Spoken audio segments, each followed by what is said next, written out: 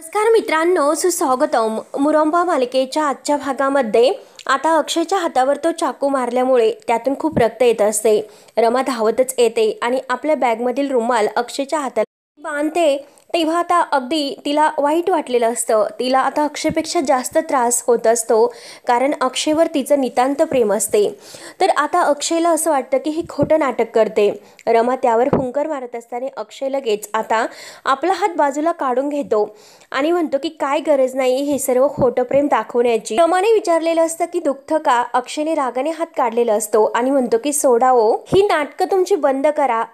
नाटकं तुम्ही करताल काळजी असल्याचं. तुम्हाला माझी काळजी वाटते की माझा पाठलाग करतात, तुम्ही माझ्या मागावर आहात का. आणि हे बघा, ही सर्व खोटं वागण्याची काही गरज नाही. एकतर मी अगोदरच एकटा पडलो, आईची मला काळजी घ्यायची आहे, त्यामुळे हे बघ मला आणखीन आयुष्यामध्ये त्रास नकोय.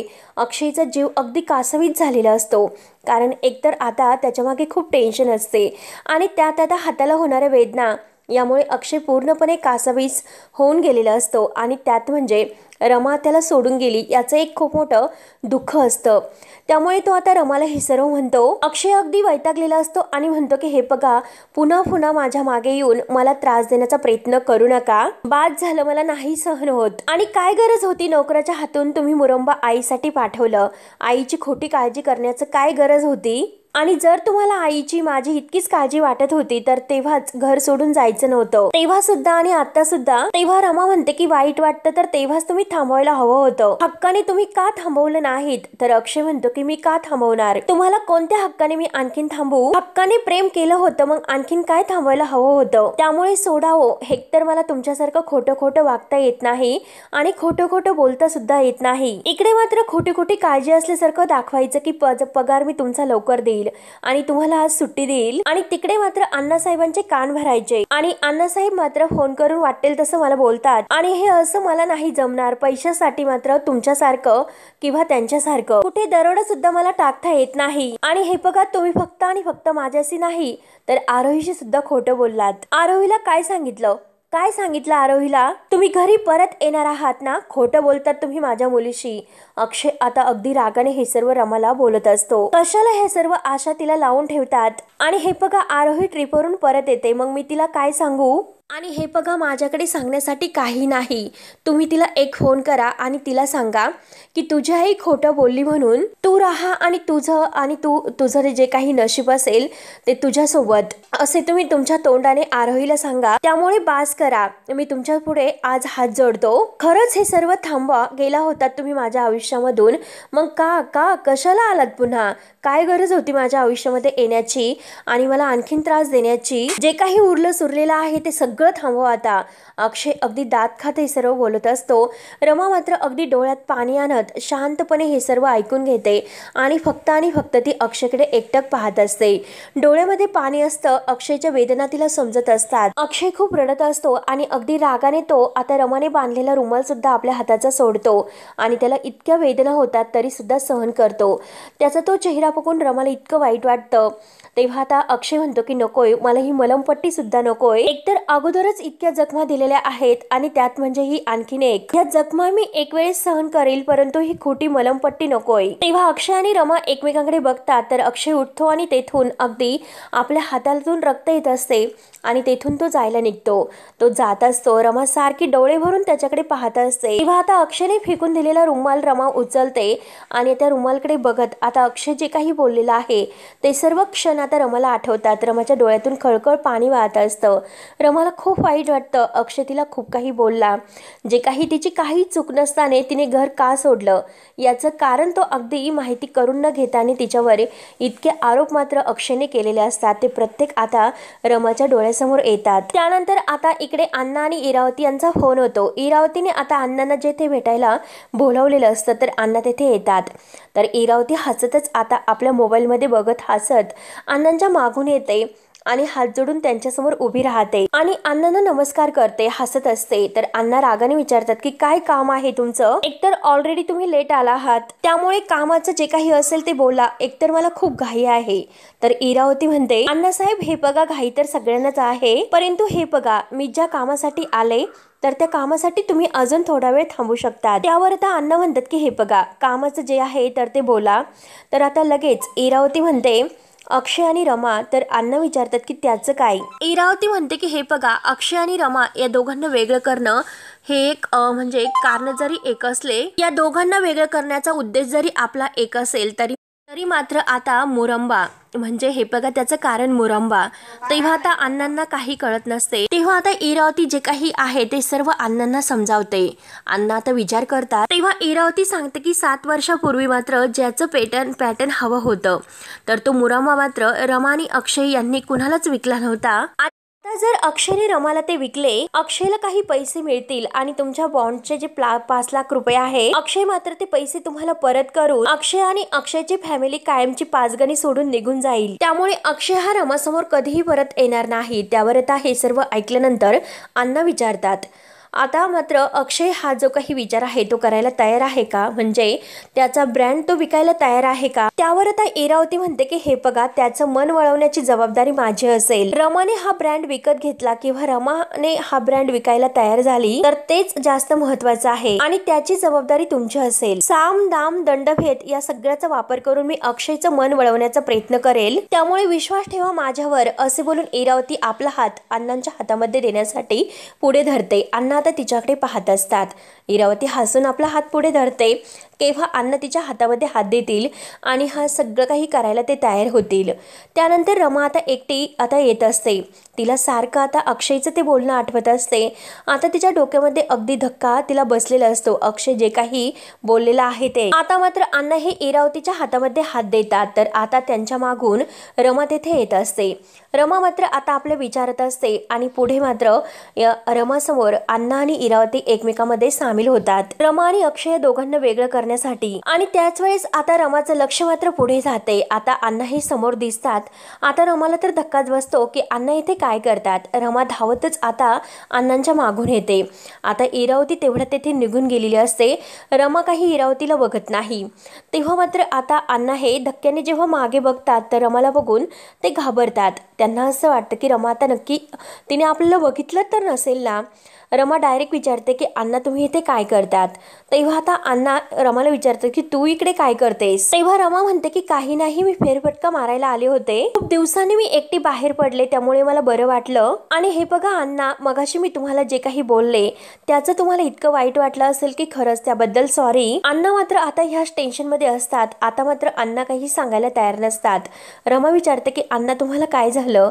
तुम्ही का असे दिसतात? इतके अस्वस्थ का दिसतात? तर अण्णा म्हणतात की अगं काही नाही, मला तुझ्याशी एका महत्त्वाच्या विषयावर बोलायचं आहे. तुझ्या भल्यासाठी रमा एक खूप मोठा निर्णय मी घेतलेला आहे. तर पण इथे बोलायला नको, तू गाडीमध्ये बस, आपण ऑफिसमध्ये जाऊन बोलूयात. तेव्हा मात्र आता रमा ही गाडीमध्ये जाऊन बसते. रमाला एकतर ऑलरेडी आता अक्षय जे काही बोललेलं आहे तर त्याचं खूप टेन्शन असतं. त्यानंतर मात्र आता इकडे इरावती रूममध्ये येते. इरावती तर आता मस्त टाळ्या वाजवत डान्स करत असते. स्वतःच आता स्वतःमध्ये मग्न होत आता ही डान्स करत असते.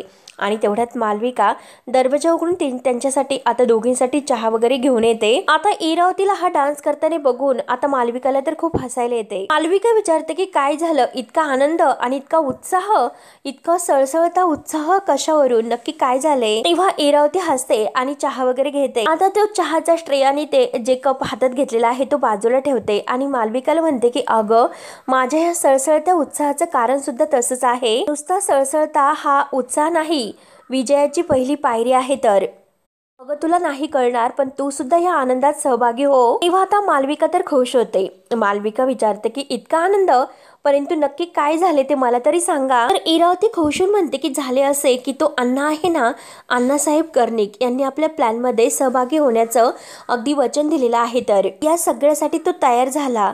ते ऐकून आता मालविका खूपच खुश होते. मालविका म्हणते की खरं सांगता तुम्ही? खरंच माझा तर विश्वास बसत नाही. तेव्हा इरावती म्हणते की अगं काय सांगू, अण्णा मात्र आता त्या रमाला तयार करणार आणि तो मुरंब्याचा ब्रँड आहे ना, आणि आज रात्री अक्षयला 9 नंतर फोन येणार आणि मग त्याला कळणार की त्याचा हा मुरंबा ब्रँड रेसिपी आहे रमाने तो विकत घेतलेला आहे। आणि हे ऐकल्यानंतर आता त्याच्या डोक्यावर मात्र मोठा असा बॉम्ब फुटणार।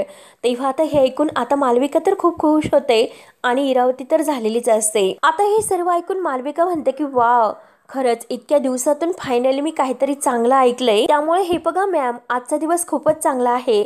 इरावती आता खुशून हो असं म्हणते आणि इरावती परत अगदी दात खात अगदी चिडत म्हणत असते की त्या मुकादमांना रस्त्यावर तर आणायचे, त्यांना त्रास द्यायचा आणि त्यांना टोचून टोचून मारण्याचं माझं स्वप्न आता पूर्ण होतंय। हे स्वप्न तर पूर्ण होणार। आजचा दिवस तर माझा आनंदाचा आहे आणि उद्या सुद्धा माझ्या वाढदिवसाचा दिवस सुद्धा आनंदात साजरा होणार आहे। तर ते ऐकून आता मालविका विचारते की काय म्हणतात, उद्या तुमचा वाढदिवस आहे का? आणि हे बघा मला माहितीच नव्हतं, आय एम सो सॉरी बर का। म्हणजे हे बघा एका दिवशी 2-2 असे गुड न्यूज। वा, तेव्हा आता इरावती म्हणते की हो अगं, खूप खूप दिवसांनी मी इतकी शांत आनंदी समाधानी आहे। पण काय ग ए मालविका, काही बर्थडेची माझ्या पार्टी बिटी प्लॅनिंग वगैरे केलं की नाही तू? काहीतरी सरप्राईज प्लॅनिंग तर असेल ना माझ्यासाठी, करा लवकर। मालविका म्हणते की हो लगेच करते। इरावती म्हणते की अगं तुम्ही असं सरप्राईज प्लॅनिंग करा की ज्यामध्ये मला आवडणारे सगळ्या गोष्टी असतील। तुम्ही नक्की काय प्लॅन करतात ते सुद्धा मला सांगा बर का। तेव्हा आता मालविका आणि इरावती खूप असे हसतात। तेव्हा मालविका म्हणते की हो ते सर्व तर मी करतेच, पण तर इरावती म्हणते की हे बघ, पण वगैरे मला माहिती नाही आणि मला माहिती आहे की तुझ्या डोक्यामध्ये काय सुरू आहे की रमा तयार झाली नाही तर, परंतु ऑलरेडी रमा ही तयार होईलच। पण कसं की आपण एक आदर्श पत्नी आहोत, आपण एक आदर्श मुलगी आहोत आणि आपण एक आदर्श आई आहोत, हे सतत तिला दाखवून द्यायचं असतं ना। त्यामुळे आता एक आदर्श मुलगी म्हणून तिला हे सर्व मान्य करावेच लागेल आणि तिला पटवून देण्यामध्ये तो अण्णा आहे ना, तो तर नक्की यशस्वी होईल। तो तिला नक्की आता हे सर्व पटवून देईल आणि तिच्या त्यावर सह्या घेईलच। आपलं काम मात्र पूर्ण होणार। त्या घाणेरड्या मुकादमांना शेवटी रस्त्यावर येताना तर मी बघेल, माझं खूप दिवसांचं स्वप्न पूर्ण होईल आणि आता मात्र येथील जे काही आहे ते सगळं काही विकून मी मात्र कायमची अमेरिकेला निघून जाईल। फक्त मला वाईट तर एका गोष्टीचं वाटतं की रमाचा हा मुरंब्याचा जो ब्रँड आहे तो पॅटर्न अगदी विकत असताना, तो तुटत असताना मात्र तिचे जे काही आता इमोशनचे सस्पेन्स आहे त्याचा सर्व चुरडा होत असताना आणि तिचा अक्षयवरचा विश्वास गळताना, तिचा होणारा त्रास, तिला अगदी जो काही आता तुटणारा तिचा विश्वास, अगदी अक्षयवरील प्रेम, हे सगळं काही बघताना मात्र मी नसणार आहे इथे। काही हरकत नाही, तू जा तयारी कर माझ्या सेलिब्रेशनची। बर्थडे तर माझा अगदी एन्जॉय करायलाच हवा आणि त्यासाठी सरप्राईज प्लॅनिंग लवकर तयार कर, जा लवकर। तेव्हा आता मालविका खुशून लगेच जायला निघते। इरावती तर खूप खुश असते। तेव्हा इरावतीच्या डोक्यात फक्त आता असते की रमा काही झाले तरी रमा आणि अक्षय या दोघांना आणखीनच एकमेकांपासून कायमचं वेगळं करायचे। तेव्हा आता तिचा प्लॅन अगदी ती सक्सेस करण्याचा प्रयत्न करत असते आणि ते पण अण्णांच्या मदतीने। त्यानंतर आता इकडे रमा मात्र ऑफिसमध्ये येते। आता अण्णांची ती वाट पाहत असते, नक्की अण्णांना काय असं बोलायचं आहे। आणि तेवढ्यात तेथे साई येतो। साई विचारतो की काय तुम्ही अजूनपर्यंत येतेच आहात का? तेव्हा आता रमा म्हणते की हो, केव्हापासून आम्ही येतेच आहोत, कारण अण्णांनी मला इथे सोडले आणि त्यांना काहीतरी बोलायचं आहे म्हणून मी त्यांची वाट पाहते। 2 तास झाले तेव्हाची मी वाट बघते आणि तुम्हाला त्यांनी काही सांगितले की नाही? तेव्हा आता साई म्हणतो की नाही, मला सुद्धा त्यांनी येथेच बोलावलेलं आहे। त्यांनी मला फक्त इतकं सांगितलं की मला त्यांनी ही गोष्ट सांगितली की काही महत्त्वाचा निर्णय घ्यायचा आहे, त्यामुळे साई तू सुद्धा लवकर तिकडे ये म्हणून मी येथे आलो। आणि त्यांनी मला इतकं सांगितलं की त्या निर्णयामध्ये तू सुद्धा महत्त्वाचा आहे। आणि हे बघ रमा, मला काहीतरी अण्णासाहेबांचा वेगळाच विचार वाटतो, मला संशय येतो काहीतरी वेगळंच आहे तर। आणि तेवढ्यात हॅलो हॅलो करत आता अण्णा तेथे येतात। तेव्हा साई विचारतो की अण्णासाहेब तुम्ही मला का बोलावलं? तर अण्णा म्हणतात की हो हो सांगतो। तेव्हा मात्र अण्णांनी जे काही आता फाईल बनवून आणलेली असते तर ती फाईल ते बाहेर काढतात आणि ती फाईल रमाकडे देत म्हणतात की रमा ह्या पेपर्स वरती जरा तू सह्या कर। तेव्हा आता रमा आणि साई अण्णाकडे पाहतात। रमा विचारते की कसले पेपर्स आहेत? तेव्हा मात्र आता अण्णा म्हणतात की हे बघ, मी तुझ्या बाबतीत आणि अक्षयच्या बाबतीत एक अत्यंत महत्त्वाचा निर्णय घेतलेला आहे तर, आणि हे बघ अर्थात मी तो निर्णय तुला विचारून नाही घेतलेला, परंतु मला पूर्ण खात्री आहे की जेव्हा तू हे पेपर्स वाचशील तर त्यावेळेस मात्र तुला माझा निर्णय पटेल म्हणून। तेव्हा आता अण्णांनी फाईल रमासमोर धरलेली असते। आता रमा फक्त बघत उभी असते। तर अण्णा म्हणतात की ठीक आहे, सह्या करण्या अगोदर तुला जर हे पेपर्स बघायचे असेल तर तू बघू शकते, हे पेपर्स वाच आणि त्यानंतर सह्या कर। तेव्हा आता साई लगेच म्हणतो की हो अर्थात वाचायला तर हवेच। रमा हे बघा, तुम्ही ते पेपर्स वाचून घ्या. आणि आता अण्णांना म्हणतो की अण्णा हे बघा, आय एम सॉरी. रमाला मात्र न सांगता तिच्या आयुष्याचे निर्णय घेणं हे बरोबर नाही. आता साईला सुद्धा हे पटलेलं नसतं. तेव्हा अण्णा आता साईकडे बघतात आणि म्हणतात की हो, तुझं एकदम बरोबर आहे. अगोदर रमा तू हे पेपर्स वाच आणि नंतर साई म्हणतो त्यावर तसे सह्या कर. रमा म्हणते की नाही, त्याची काही गरज नाही. अण्णा, मी तुम्हाला ओळखते. वडील आपल्या मुलीसाठी जे काही करतात ते सगळं काही तुम्ही या 7 वर्षात मला माझ्या बाबतीत केलेलं आहे. तर आणि आता सुद्धा मला तुमच्या डोळ्यामध्ये माझ्याबद्दलची तीच काळजी दिसते. आणि अण्णा तुमचं बरोबर आहे की 7 वर्षात माणसामध्ये अगदी आमूलाग्र बदल घडतात, पण काही माणसं त्याला अपवाद असतात. ती माणसं कधीही बदलू शकत नाही. त्यामुळे हे बघा, ह्या पेपर्स मध्ये जे काही असेल ते सगळं काही योग्य असेल. तेव्हा आता रमाचे हे सर्व बोलणे ऐकून मात्र अण्णा म्हणतात की हे बघ रमा, तरी सुद्धा मला असं वाटतं की तू हे पेपर्स वाचून त्यावर सह्या करावी. कारण उद्या जर तुला या पेपर्स मधील काही पटत नसेल, त्यानंतर तू येऊन माझी कॉलर धरशील. तेव्हा आता रमा म्हणते की अण्णा, मी तुमचे पाय धरेल, कॉलर नाही. तरी सुद्धा आता आंधळा विश्वास ठेवून रमा मात्र हे पेपर्सवर सही करायला तयार होते.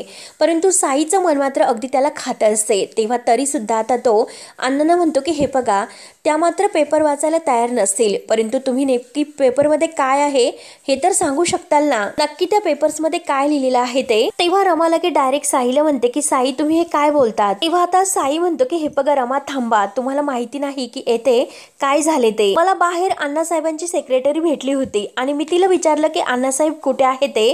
तेव्हा मात्र तिने मला सांगितले की अण्णासाहेब कोणाला तरी भेटायला गेले म्हणून. आणि रमा, तुम्हाला माहिती आहे का अण्णा कुणाला भेटायला गेले होते. तेव्हा रमा विचारते की कुणाला. तर लगेच साई अण्णांकडे बघत म्हणतो की इरावतीला. इरावतीचं नाव घेतल्यानंतर आता रमाला खूप मोठा धक्का बसतो आणि ती अण्णांकडे पाहायला सुरुवात करते. रमा आता रागाने अण्णांकडे पाहत असते आणि त्या फाईलकडे. त्यानंतर मात्र साई पुढे सांगतो की हे बघा, त्या बाईला भेटायला आल्यानंतर अण्णांनी मात्र हे पेपर्स तयार केलेत, हो की नाही अण्णा. मी जे काही बोलतो ते सगळं काही बरोबर बोलतो ना. तेव्हा आता अण्णा म्हणतात की हो साई, तू एकदम बरोबर बोलतो. आता मात्र बिचाऱ्या रमाला आणि अक्षयला वेगळं करण्यासाठी अण्णांनी इरावतीची मदत केलेली असते आणि त्यावर आता बिचारी सही करणार रमा. तोच लगेच साईने या सर्वातून आता रमाला वाचवलेलं असतं आणि अक्षयला सुद्धा. साईने प्रत्यक्ष अण्णांचा खोटेपणा आता रमासमोर उघडा केलेला असतो. अण्णा आता खाली मान घालून बघत असतात. त्यांचं अगदी रमाच्या नजरेला सुद्धा नजर ते देत नाही. तरी सुद्धा आता रमा म्हणते की हे बघा अण्णा, या पेपर्स मध्ये जे काही असेल ते अक्षय आणि माझ्या भल्याचंच असेल असे मी गृहीत धरते आणि त्यावर सह्या करते. आता साईला मात्र हे ऐकल्यानंतर खूप मोठा धक्का बसतो. साई तयार नसतो. तरी सुद्धा आता रमा सही करायला तयार होते. अक्षय साई तिला अडवतो. रमा, तुम्ही काय करतात. आता अण्णा मात्र रमाकडे पाहत असतात, परंतु अण्णांसाठी मात्र रमा त्यावर सही करायला तयार होते. तर साई तिला अडवत असतो की हे बघा रमा, तुम्ही सही करू नका. साई म्हणत असतो की रमा, एकदा प्लीज, एकदा ते पेपर्स वाचा प्लीज. पण रमा मात्र आता साईचं सुद्धा काही ऐकून घेत नाही आणि त्या सगळ्या पेपर्सवर शेवटी ती आपल्या सह्या करते. आता रमा अण्णांकडे बघते आणि प्रत्येक पानावर सही करत असते. आता त्यांनी पेपर्सवर सह्या केलेल्या असतात आणि ती अण्णांकडे सुद्धा बघत असते. साईला मात्र हे पटत नाही.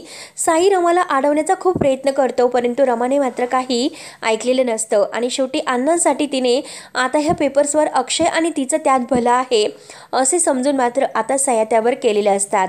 अण्णा खाली मान घालून उभे असतात, कारण अण्णांना माहिती असतं की त्या पेपर्समध्ये नक्की काय आहे. जो ब्रँड आहे मुरंब्याचा तर तो अगदी रमाने विकत घेतलेला आहे. आता मात्र रमा आणि अक्षय या दोघांमध्ये मतभेद वाढवण्यासाठी हे सर्व इरावतीने आता प्लॅन खेळलेला असतो आणि त्यात आता अण्णांनी हे सर्व आणखीन इरावतीची मदत करून घेतलेले असते. सह्या केल्यानंतर आता रमा ही अण्णांकडे बघते आणि ती फाईल अण्णांच्या हातात देते. तेव्हा मात्र मित्रांनो, शेवटी हा भाग येथे संपतो. आता मात्र इरावतीचा पुढील भागामध्ये बर्थडे असतो. आता मात्र रमाने छान असं सरप्राईज इरावतीला सुद्धा देण्याचं ठरवलेलं असतं.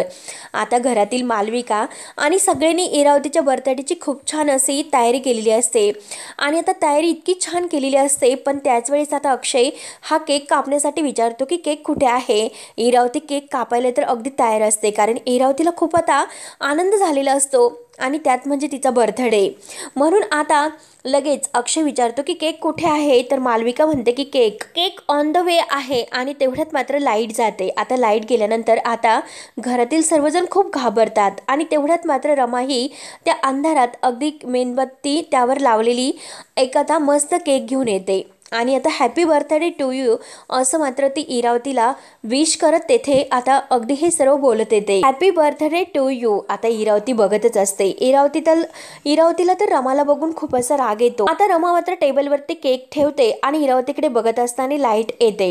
इरावती विचारते की काय ग, तू इथे काय करतेस आणि चल तू येथून निघ, म्हणून इरावती तिच्या हाताला धरून तिला घराच्या बाहेर काढत असते. रमा काही घाबरणारी नसते. रमा म्हणते की हे बघा, आल्या आल्या असा अपमान करायचा नसतो, अगोदर स्वागत करायचे असते. तेव्हा मात्र आता रमा ही बळजबरीने जबरदस्तीने इरावतीचा हात धरते आणि हातात अगदी चाकू वगैरे देऊन मात्र तो केक कापायला सांगते आणि त्यावर काय लिहिलेलं आहे हे वाचायला सांगते. तेव्हा मात्र आता लगेच इरावती वेलकम हे नाव असते, परंतु रमा म्हणते की पुढे काय लिहिलेलं आहे ते वाचा, वेलकम बॅक रमा.